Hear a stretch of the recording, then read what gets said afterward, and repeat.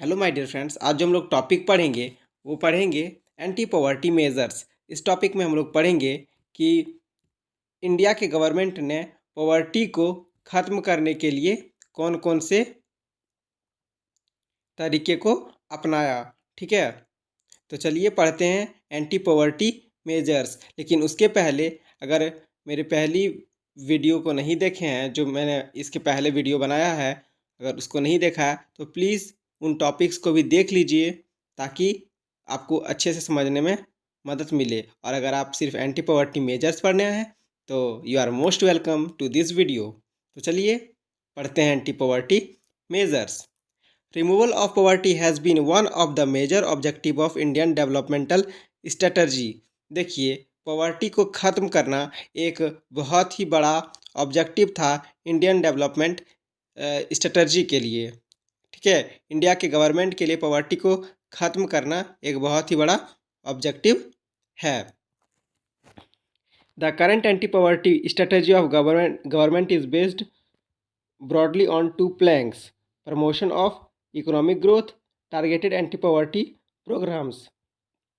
देखिए, अभी जो current anti poverty strategy government के द्वारा अपनाया गया है वो दो चीज़ों पर बेस्ड है। तो किन दो चीज़ों से बेस्ड है? एक प्रमोशन ऑफ इकोनॉमिक ग्रोथ और टारगेटेड एंटी पॉवर्टी प्रोग्राम। ठीक है, पहला जो तरीका है वो है प्रमोशन ऑफ इकोनॉमिक ग्रोथ, मतलब कि इकोनॉमी को ग्रो करना, और दूसरा anti poverty programmes. Over a period of 30 year lasting up to the early 80s there were little per capita income growth and not much reduction in poverty. देखिए क्या बोलता है कि आज़ादी के बाद जो शुरू के 30 ईयर्स थे उसमें बहुत ही ज़्यादा ग्रोथ नहीं हुआ पर कैपिटा इनकम का, और ना ही ज़्यादा रिडक्शन हुआ पॉवर्टी में। ठीक है, जो गरीबी है उसमें भी कमी नहीं आई थी और पर कैपिटा इनकम में भी ज़्यादा ग्रोथ नहीं हुआ था। Official poverty estimate which were about 45% in early 1950s remained the same even in the early 80s। देखिए, अगर हम लोग ऑफिशियली पॉवर्टी एस्टिमेट्स की बात करें तो 45% था। कब? तो 1950 में, जो कि उतना ही रह गया, 45% ही रह गया अर्ली 80 तक। ठीक है, 1980 तक उतना ही रह गया। Since the 80s, India's economic growth has been one of the fastest in the world।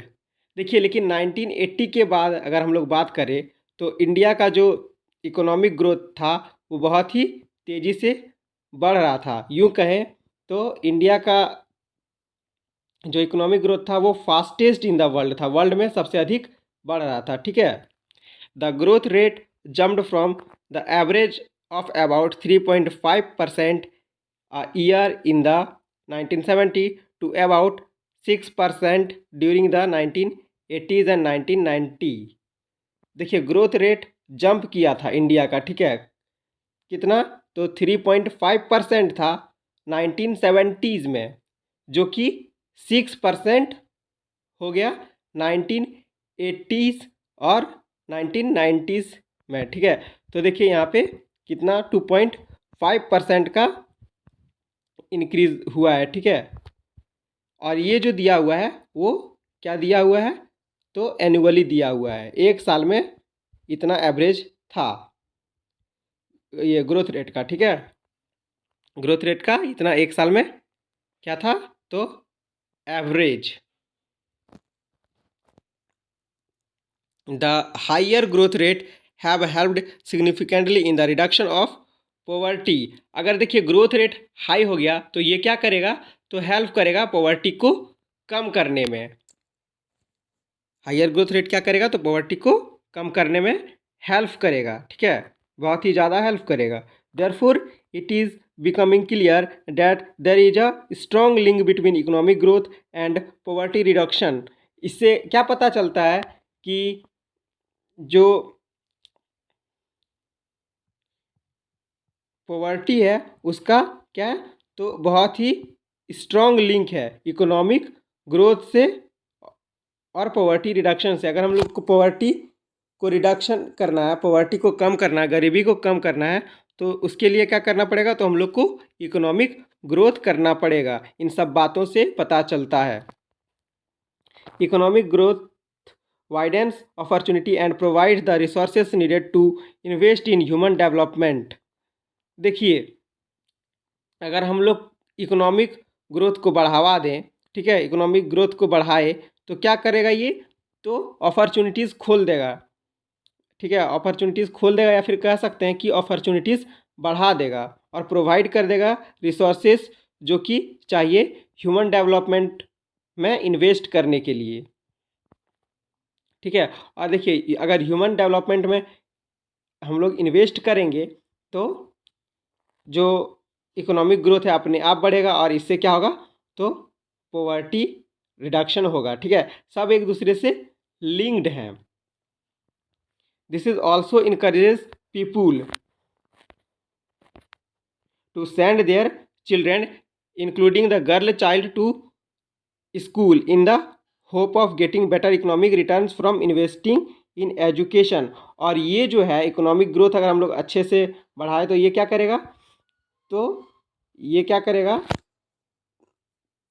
तो फोर्स करेगा पेरेंट्स को, ठीक है, फोर्स नहीं कह सकते हैं, कि इनकरेज करेगा पेरेंट्स को कि वो अपने बच्चों को क्या करे? तो स्कूल भेजे, और इंक्लूडिंग गर्ल चाइल्ड को भी। यहाँ पे इंक्लूडिंग गर्ल चाइल्ड क्यों कहा गया है? क्योंकि देखिए, बहुत ही जगह ऐसे भी हैं जहाँ पे लड़कियों को अभी भी उतनी अच्छी शिक्षा नहीं दी जाती है, इसीलिए यहाँ पे इंक्लूडिंग द गर्ल चाइल्ड, जो गर्ल चाइल्ड होंगे उनको भी क्या करेगी?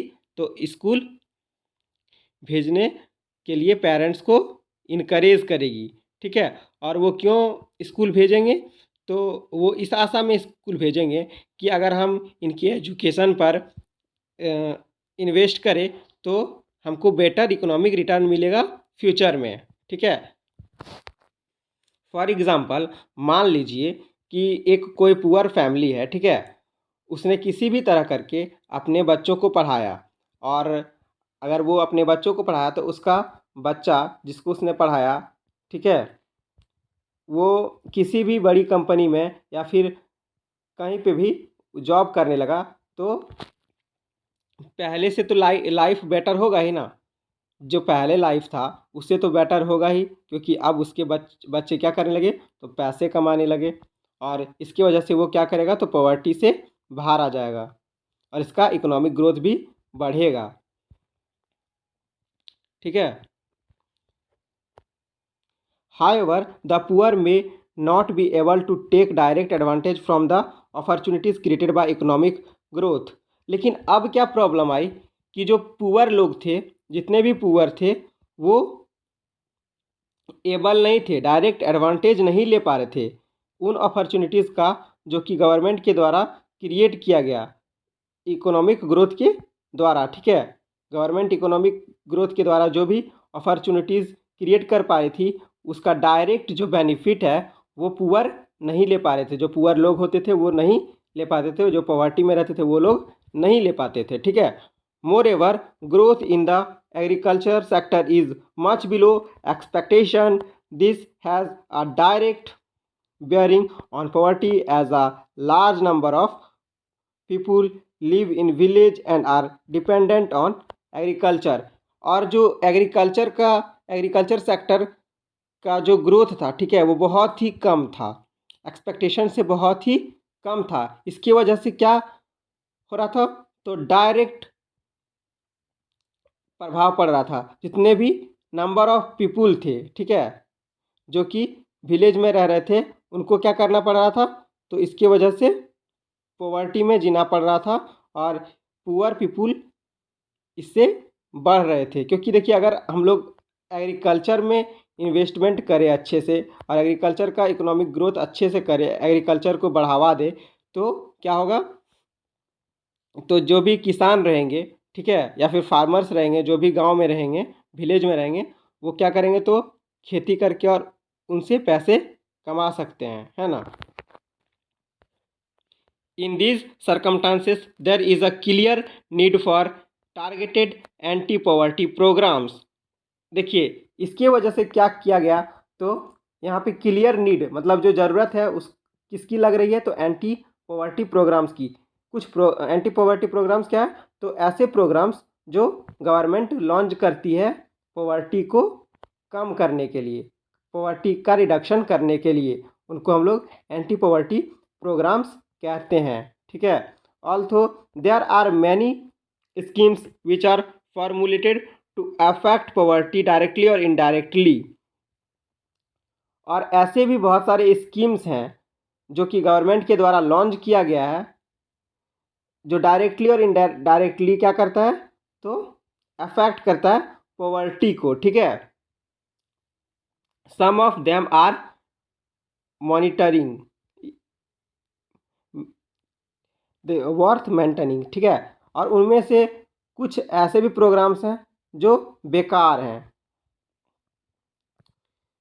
ठीक, Mahatma Gandhi national rural employment guarantee act, जो हम लोग पहले स्कीम के बारे में पढ़ेंगे वो पढ़ेंगे Mahatma Gandhi national rural employment guarantee act के बारे में। ठीक है, जो कि गवर्नमेंट के द्वारा लॉन्च किया गया पॉवर्टी को ख़त्म करने के लिए।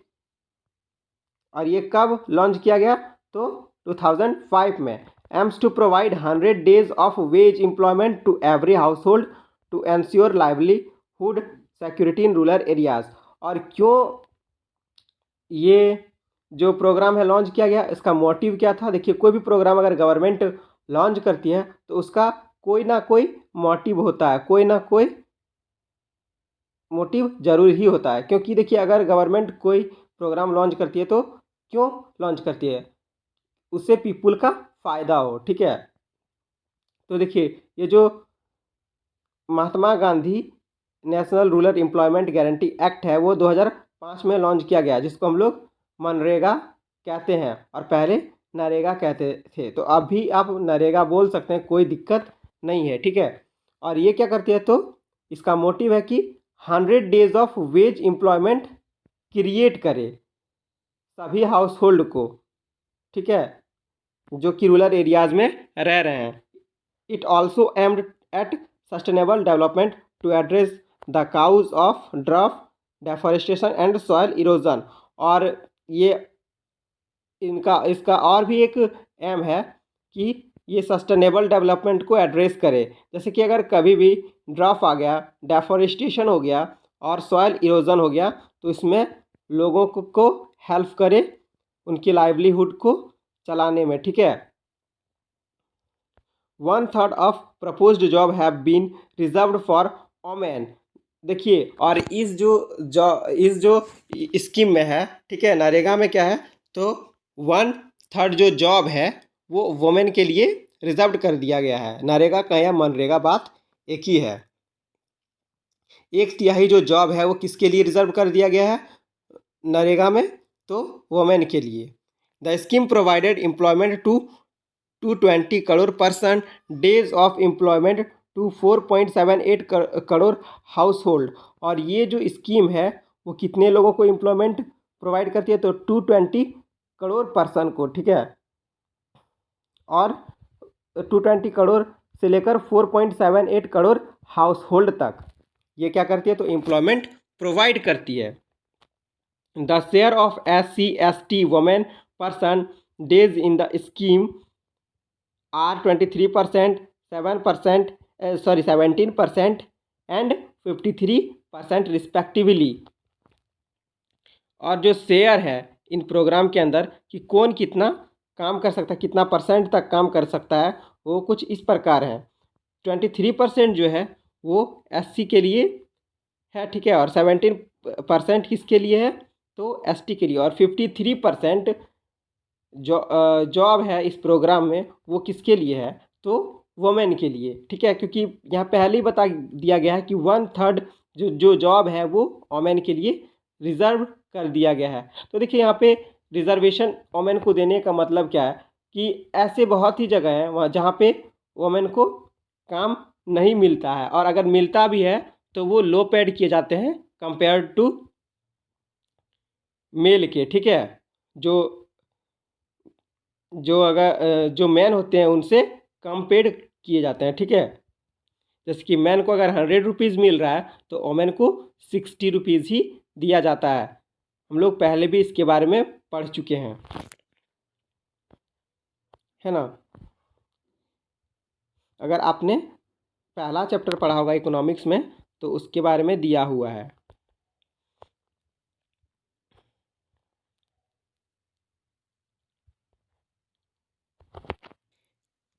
The average wage has increased from 65 in 2006-07 to 132 in 2013-14। देखिए, अगर कोई भी पीपुल कहीं पे भी काम करेगा तो उसके बदले में उसको वेज तो मिलेगा, ठीक है, उसको पैसा तो दिया जाएगा।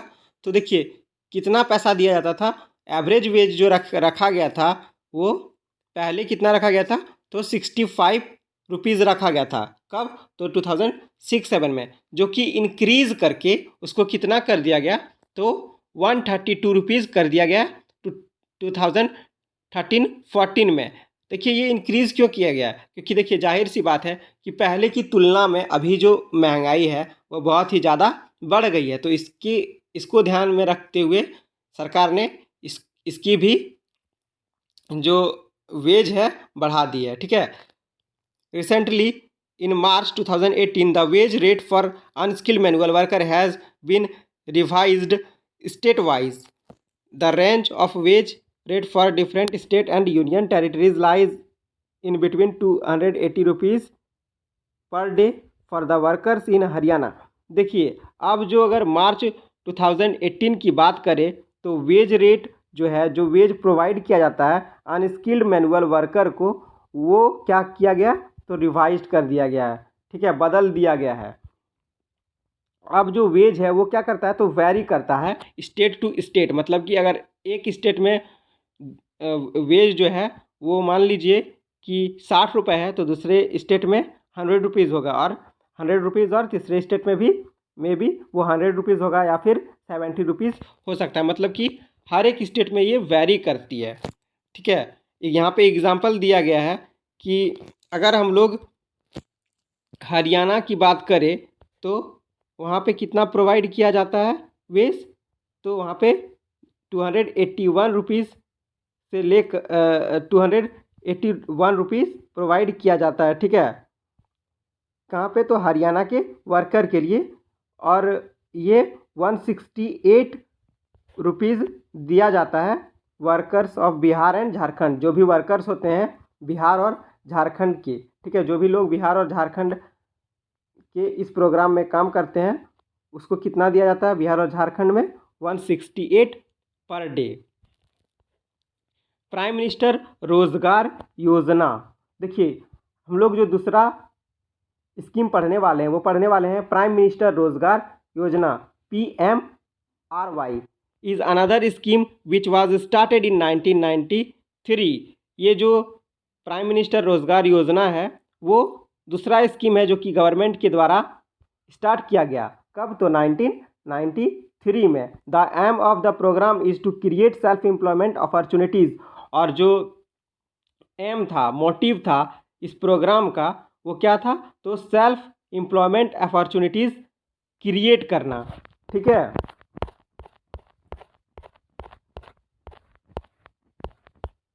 For educated unemployed youth in areas and small town. तो किनके लिए सेल्फ एम्प्लॉयमेंट क्रिएट करना था, इसका जो मोटिव था वो किसके लिए था सेल्फ एम्प्लॉयमेंट क्रिएट करना, तो जो एजुकेटेड अनएम्प्लॉयड यूथ थे कहाँ पे, तो रूरल एरियाज़ में और स्मॉल टाउन्स में, उनके लिए सेल्फ एम्प्लॉयमेंट क्रिएट करना इसका मोटिव था, ठीक है। जो एजुकेटेड अनएम्प्लॉयमेंट यूथ थे उनके लिए क्या करना था, तो सेल्फ एम्प्लॉयमेंट क्रिएट करना था।